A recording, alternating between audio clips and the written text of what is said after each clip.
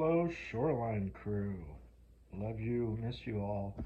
This video is in response to memos, and I will reveal who my partner and co-conspirator in the Memo Grammar Bot is.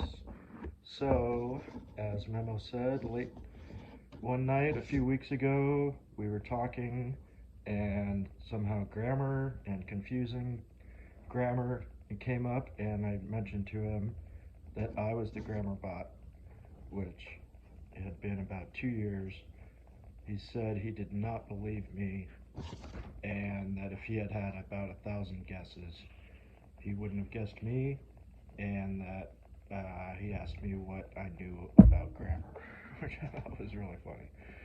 But anyway, Memo did not get it right, the answer. In fact, if this was the Olympics, he wouldn't even have been on the medal stand.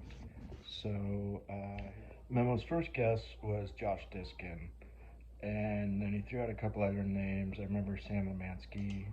I just told him, I said, Memo, I'm not gonna just say yes or no on every name. I might as well just tell you who it is at that point.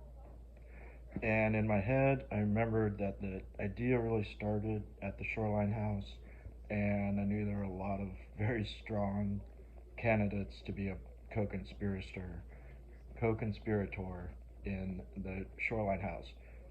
So I told Memo it was somebody that stayed with us in the Shoreline Houses, Party House, Quiet House, and I let him do the ranking from there. So here we are. Okay, here's the group picture from Shoreline. I don't think any of us like this picture. It's a horrible picture of each of us, but it's all we have, so that's what I'm going with. Alright, so I said it was somebody that stayed with us, and Memo read, I don't think Chris stayed at the Shoreline House, or if he did, he only stayed one night. But regardless, Chris was not involved in Memo's rankings, so there's Chris there. Okay, Memo did have the Memo did have the bottom two probably pretty right.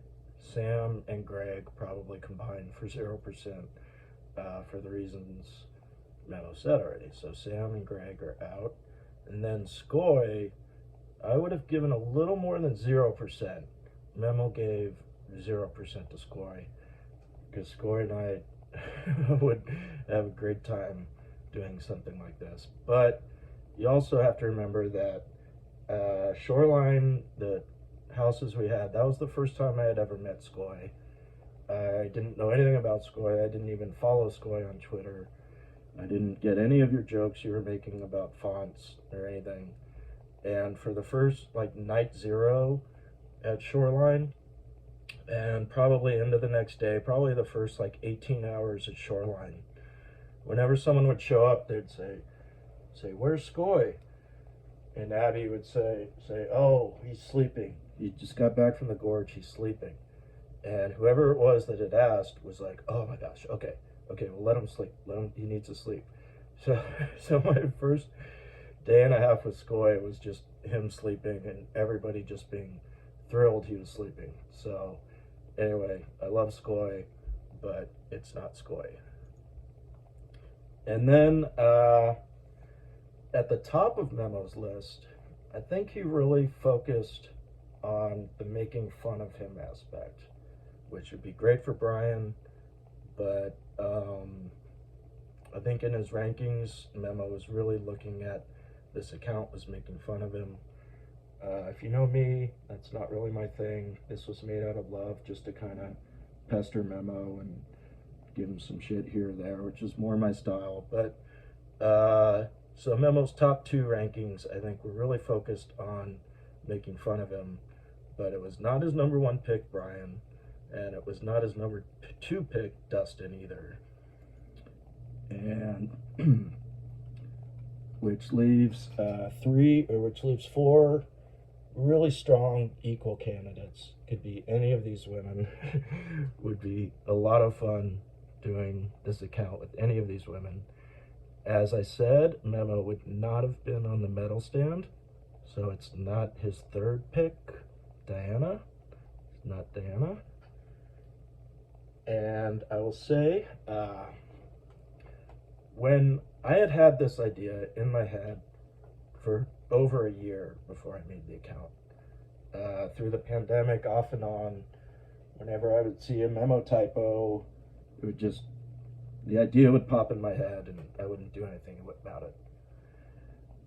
One of the mornings at Shoreline, I was sitting outside with two of these women, and I mentioned the account, just making a fake bot account and replying to Memo's tweets, correcting his grammar.